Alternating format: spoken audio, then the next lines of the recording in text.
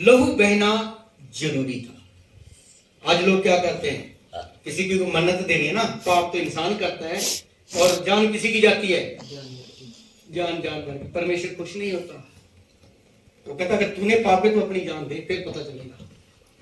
तो उस पाप को मिटाने के लिए जो आदम ने पाप किया था परमेश्वर के वचन को तोड़ के, हवा ने पाप किया था वचन को तोड़ के, उस पाप को खत्म करने के लिए पवित्र आत्मा के द्वारा परमेश्वर ने अपने पुत्र को भेजा ताकि वो जगत के बीच जाए, जगत के बीच जन्म ले और क्या करे, अपने आप को कुर्बान करे।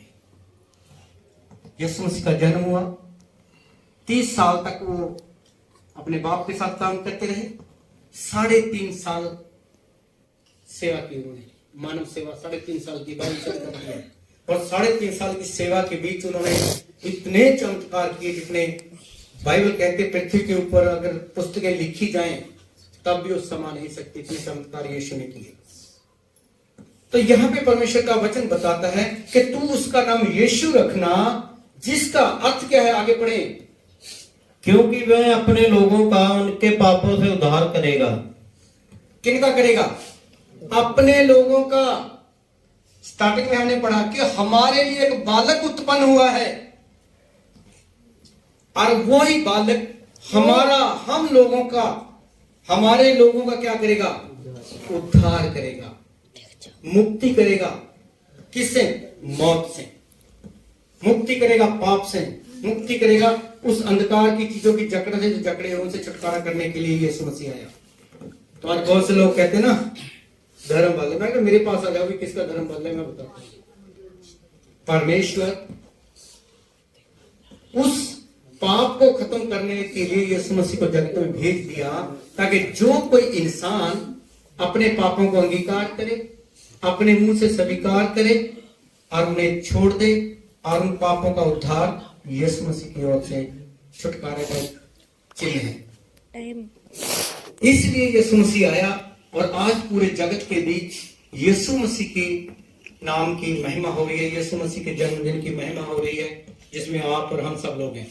और बहुत से लोग तो इस दिन को नए साल तक मनाते हैं, लेकिन बाइबल के अकॉर्डिंग अनुसार देखते हैं तो ये उस समय की घटना है जब बहुत ज्यादा ठंड थी और ठंड के बीच में लिए बैठे आग को ताप रहे थे। उसी समय स्वर्गदूतों ने आकर उनको संदेश दिया। तो आज इन दिनों में कितनी ठंड पड़ रही है, यीशु को इसलिए लोग एक्सेप्ट कर रहे हैं, प्रभु मेरे परिवार में सुख शांति आ जाए, प्रभु मेरे जीवन में सुख शांति आ जाए।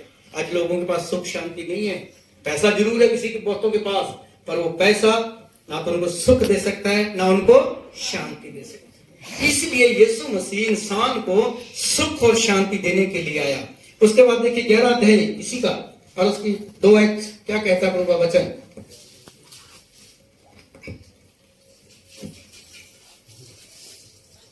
पढ़े। और यहोवा की आत्मा, किसकी आत्मा? परमेश्वर यहोवा की। क्योंकि पुराने समय में परमेश्वर को यहोवा के नाम से लोग पुकारते थे, क्योंकि यहोवा की आत्मा बुद्धि और समझ की आत्मा। कौन सी आत्मा? बुद्धि और समझ की आत्मा, युक्ति और पराक्रम की आत्मा, युक्ति और पराक्रम की आत्मा, और ज्ञान और यहोवा के भय की आत्मा, ज्ञान की आत्मा और परमेश्वर का भय मानने की आत्मा उस पर ठहरी रहेगी। किस पर? यीशु के ऊपर ठहरी रहेगी। यीशु को सारा ज्ञान था, पूरे ब्रह्मांड का ज्ञान था। जब उसके पास इतना ज्ञान था तो बाइबल कहती है जो उसके पास आते हैं, जो उसमें विश्वास करते हैं, उसके वचन को पढ़ते हैं, परमेश्वर उनके ज्ञान को ऐसा ही बढ़ाता जाता है। इसलिए यीशु मसीह ज्ञान देने के लिए आए, तो धर्म बदल नहीं बनाने के लिए आए। आज बहुत से लोग कहते हैं ना कि ये हो जाएगा, बहुत से कहते हैं पैसा देके धर्म बदला रहे, वो कर रहे हैं, है ना।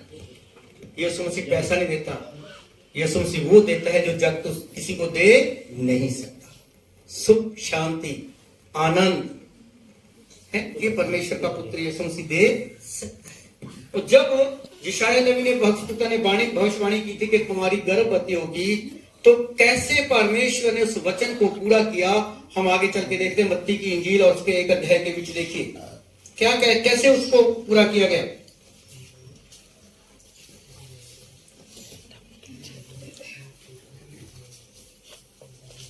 पढ़े 18वीं आयत से इसको ध्यान से। पहला अध्याय। टाइम हो गया। अब यीशु मसीह का जन्म इस प्रकार से हुआ। आपको यीशु मसीह का जन्म किस प्रकार से, बड़ा ध्यान से सुनना आप लोगों ने। जन्म तो होते हैं, किसी का हॉस्पिटल में हो गया, किसी का घर में हो गया, 10 लेकिन यीशु मसीह का जन्म एक विशेष घटना है, एक विशेष कहानी है। और किस प्रकार से हुआ, पढ़े। जब उसकी माता मरियम की मंगनी यूसुफ के साथ हो गई, हाँ, तो उनके इकट्ठे होने के पहले से मैं पवित्र आत्मा की ओर से गर्भवती पाई गई। बस देखिए कैसी घटना है ये। ऐसी घटना जगत में हो सकती है? नहीं हो सकती। पर परमेश्वर ने, अब उस समय की घटना है जब बहुत ज्यादा ठंड थी और ठंड के बीच में लिए बैठे आग को ताप रहे थे। उसी समय स्वर्गदूतों ने आकर उनको संदेश दिया। तो आज इन दिनों में कितनी ठंड पड़ रही है? ठंड पड़ने लगी ना, बहुत से लोग तो आग सेकने लगे। ये घटना उस समय के अनुसार आज की सत्य घटना है। इसलिए प्रभु यीशु मसीह जगत में आया ताकि लोगों का उद्धार हो जाए, और जो कोई विश्वास करेगा वो बचाया जाएगा। तो ये है यीशु मसीह के जन्म की अद्भुत घटना। इस घटना के बीच जब हम सब लोग जिन्होंने पश्चाताप किया है, जिन्होंने तौबा की है, वो बड़े आनंद से मनाते हैं इस जन्मदिन को, क्योंकि आज के दिन हमारा मुक्तिदाता पैदा हुआ है। आज हमारा उद्धारकर्ता जगत में आया है। जो इस उद्धारकर्ता को, मुक्तिदाता को दिल में ग्रहण कर लेते हैं तो उसका वादा है, बहनों भाइयों, प्रभु यीशु मसीह कहते हैं, मैं जगत के अंतिम समय तक तुम्हें ना तो कभी छोड़ूंगा ना कभी त्यागूंगा। परमेश्वर नहीं छोड़ता इंसान को। इसलिए ये यीशु मसीह के जन्म की घटना है, ये यीशु मसीह के जन्म की गाथा है। इसलिए हम सब लोग यीशु मसीह का जन्मदिन मनाते हैं कि हमारे लिए यीशु मसीह जगत के बीच आया है।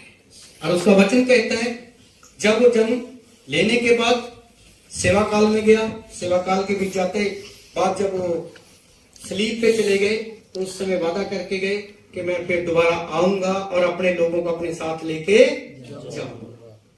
हम इस विश्वास से चल रहे कि एक दिन यीशु आएगा दोबारा, उसका वचन अटल है।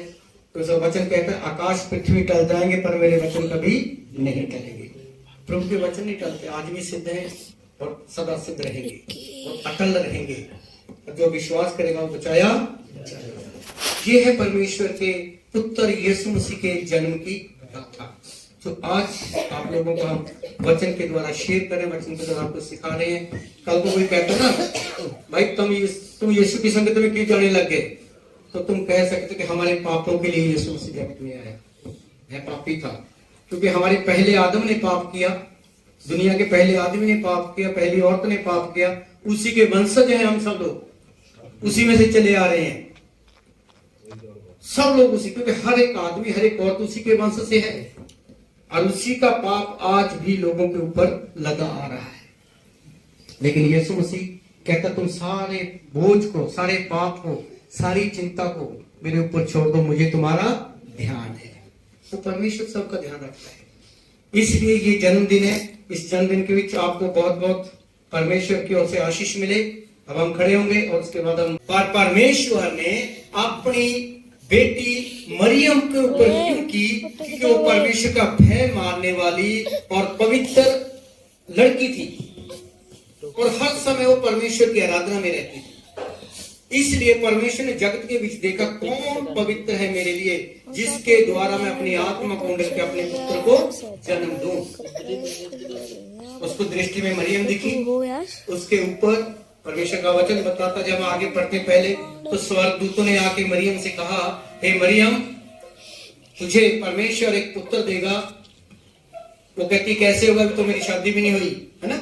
अभी ये पढ़ के मंगनी से पहले कहता, अभी तो मेरी शादी भी नहीं हुई, तो ये कैसे होगा। वो कहता, ये परमेश्वर की ओर से होगा। तो जब ये घटना समय के साथ हुई तो मरियम क्या कहती, देखिए। हाँ, तो उसके पति यूसुफ ने, जो धर्मी था और उसे बदनाम करना नहीं चाहता था, उसे चुपके से त्याग देने की मनसा की। जब वह इन बातों को सोच में ही था तो प्रभु का स्वर्गदूत उसे स्वप्न में दिखाई देकर कहने लगा, हे यूसुफ, दाऊद की संतान, तू अपनी पत्नी मरियम को अपने यहाँ ले आने से मत डर, क्योंकि जो उसके गर्भ में है वह पवित्र आत्मा की ओर से है। देखिए, उसका पति जिनके साथ अभी मंगनी हुई थी, मेल मिलाप नहीं था, उसको पता चल गया कि मेरी पत्नी गर्भ से है, कि मेरी पत्नी बच्चे को जन्म देने वाली, तो मैं उसको बदनाम नहीं करूंगा। वो चुपके से अभी मन में विचार ही बना रहा था कि मैं उसे छोड़ दूंगा। लेकिन उसी रात स्वर्गदूत ने आके यूसुफ से कहा, कहता है जो उसके जीवन में है वो परमेश्वर की पवित्र आत्मा की ओर से है, किसी इंसान की ओर से नहीं है। तो ये घटना जो घटी उस समय अद्भुत घटना है। ये ऐसी घटना जगत में घट नहीं सकती, लेकिन परमेश्वर का वचन कहता है अद्भुत घटना घटी। और क्या हुआ? वह पुत्र जनेगी वह एक पुत्र जनेगी और तू उसका नाम यीशु रखना। तो उसका नाम क्या रखना? यीशु। क्यों यीशु ही नाम रखा गया? नाम तो और भी रखे जा सकते थे, लेकिन यीशु जो दो शब्दों को जोड़ के है, अगर इसका आप अध्ययन करें बाइबल के अनुसार, मैंने किया है, तो इसका अर्थ है इंसान के लिए पूरा तैयार किया हुआ, पूरा मसा किया हुआ। क्यों? क्योंकि पहले आदम ने पाप किया, और उस पाप को मिटाने के लिए आदमी का ही लहू बहना जरूरी था। आज लोग क्या करते हैं, किसी की को मन्नत, वो स्त्री का वंश होगा वो तेरे सिर को फोड़ेगा और तू उसकी एडी को डसेगा। आज उसी के अकॉर्डिंग इंसान जब शैतान को मारता है, सर्प को मारता है, तो कहां मारता है? उसका शरीर फोड़ता है। ये बाइबल का वो वचन है जो परमेश्वर ने आज से कई हजार साल पहले लिखवाया था। और शैतान सांप जब भी उसको मौका मिलता पीछे से पैरों को डंक मारता है। ये उस समय की घटना आज भी पूरी हो रही है। परमेश्वर ने शैतान को श्राप दिया, उसके बाद औरत ने परमेश्वर के हुक्म को तोड़ा, उसको भी श्राप दिया। और उसको कैसा श्राप दिया? उसको कहा कि जब तू बच्चा उत्पन्न करेगी उस समय मैं तुझे सबसे ज्यादा पीड़ा दूंगा। और आज वो पीड़ाएं जगत में होती हैं बहनों को, आज होती है। तीसरा, आदम को श्राप दिया, आदमी को श्राप दिया, कहता तूने मेरा हुक्म नहीं माना और अपनी पत्नी की बातों में आके तूने मेरे हुक्म को तोड़ दिया, इसलिए तू जीवन भर मिट्टी में काम करेगा, मिट्टी में से खाएगा और मिट्टी में मिल जाएगा। आज इंसान मिट्टी से कमाता है और मिट्टी का ही कमाया हुआ पैदा किया हुआ खाता है और मिट्टी में ही मिल जाता है। चौथा श्राप परमेश्वर ने पृथ्वी को भी दिया, कहता जहां पे तू खाली रहेगी, बंजर रहेगी, वहां पे तू आदम के लिए ऊंट कटारे उगाएगी। आज जहां भी कोई प्लॉट खाली पड़ा है, जहां भी कुछ जमीन एकड़ खाली पड़ी होती है, वहां पे क्या होता है? झाड़ियां होती हैं, वहां पे कांटे होते हैं, वो परमेश्वर का श्राप है। तो इसलिए पवित्र शास्त्र बाइबल कहता है कि शैतान को, औरत को, आदमी को और पृथ्वी को, चारों को श्रापित कर दिया।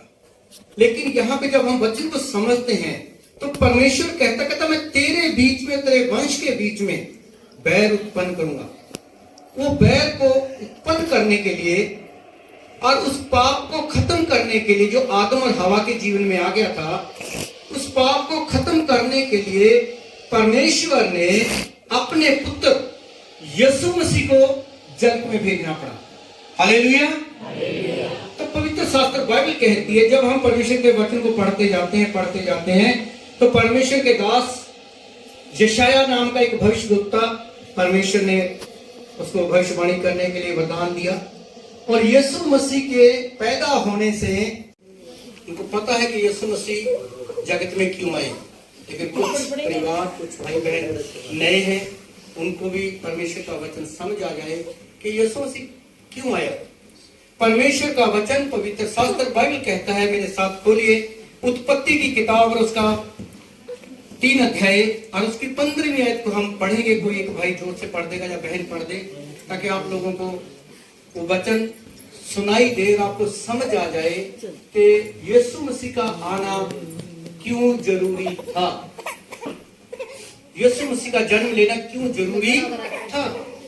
इसलिए आपको समझ आ जाए, क्योंकि मैं अपनी ओर से नहीं, मैं परमेश्वर के वचन पवित्र शास्त्र आपको शिक्षा दे रहा हूँ, आपको सिखा रहा हूँ यीशु के बारे में। तो पढ़े कोई भी एक जन परमेश्वर वचन को, 3 अध्याय उसकी 15वीं आयत को जोर से पढ़े।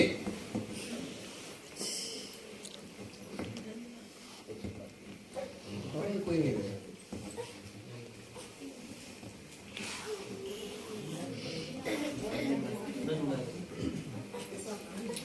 उत्पत्ति की किताब का अर्थ है जब परमेश्वर ने जगत को उत्पत्त किया, जगत को रचा, जगत को बनाया, उसको उत्पत्त कहते हैं। इंग्लिश के भी इसे जेनेसिस किताब कहते हैं, जनरेट करने वाला, पैदा करने वाला, बनाने वाला।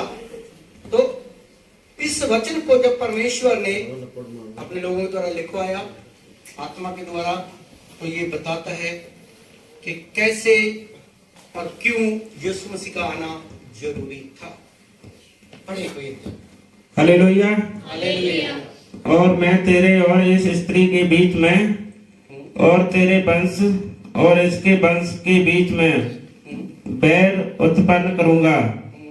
वह तेरे सिर को कुचल डालेगा और तू उसकी एड़ी को डसेगा। हालेलुया। हालेलुया। ये उस समय का वचन है जब परमेश्वर का हुक्म था आदम के लिए, हवा के लिए, कि तुम सभी पेड़ों के फल खा सकते हो, पर जो अदन की वाटिका के बीच है उसका फल तुम नहीं खाना। और जैसे परमेश्वर ने आदम हवा को वर्जा था, वैसे ही उन्होंने परमेश्वर के हुक्म को तोड़ दिया और शैतान की बातों में आके परमेश्वर की आज्ञा को तोड़ के उन्होंने उस फल को खा लिया। और बाइबल कहती है शैतान उस समय सर्प का रूप धारण करके हवा के पास आया और हवा को बहकाया। हालेलुया। पुणे से 750 साल पहले भविष्यवाणी करवाई। कहता तू भविष्यवाणी कर कि आज के 750 साल बाद एक कुंवारी गर्भवती होगी और उसके ऊपर मैं अपना आत्मा उंडेलूंगा, जिसके द्वारा एक पुत्र को जन्म देगी और उसका नाम क्या रखा जाएगा? यीशु। ये छोटी भविष्यवाणी नहीं है। यीशु मसीह ऐसे नहीं पैदा हुआ।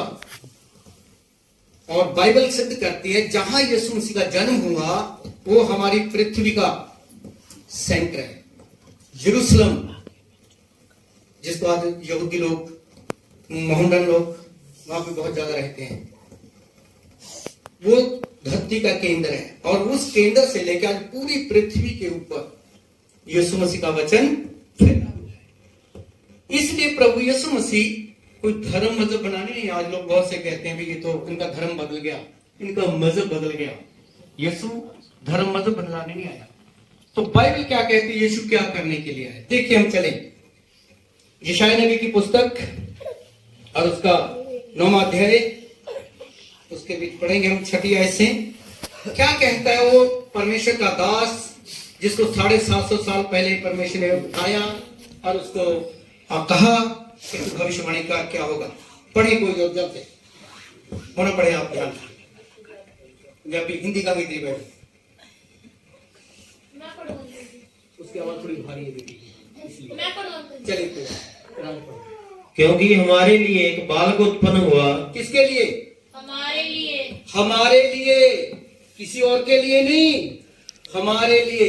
आज जो इंसान अपना जीवन परमेश्वर के लिए देता है तो परमेश्वर उसके जीवन में वो आशीषें देता है जो जगत दे नहीं सकता। क्या कहता है? हाँ, हमें एक पुत्र दिया। हाँ, और प्रभुता उसके कांधे पर होगी। क्या होगी? प्रभुता।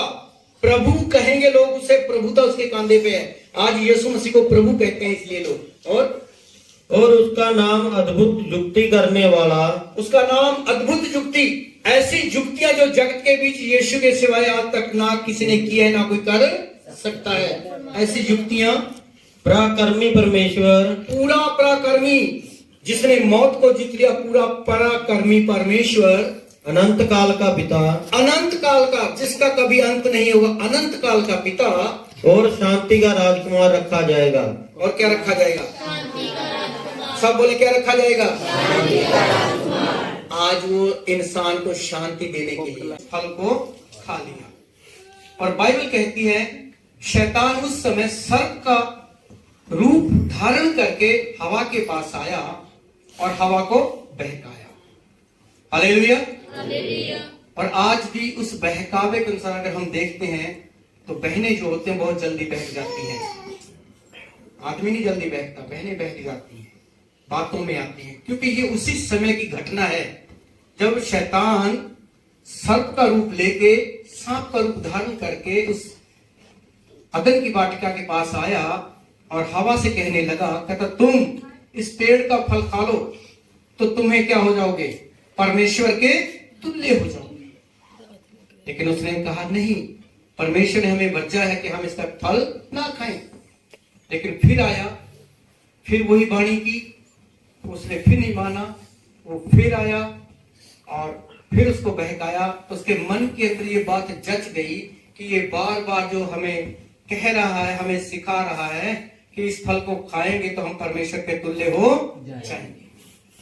उन्होंने परमेश्वर के आगे वो तोड़ा, उस फल को, उस वृक्ष से तोड़ा और अपने मुंह में डाला, खा लिया और अपने पति को भी खिला दिया। जिस दिन वो फल खाया उस दिन आदम और हवा, आदमी और औरत, बाइबल कहती है वो पाप में चले गए।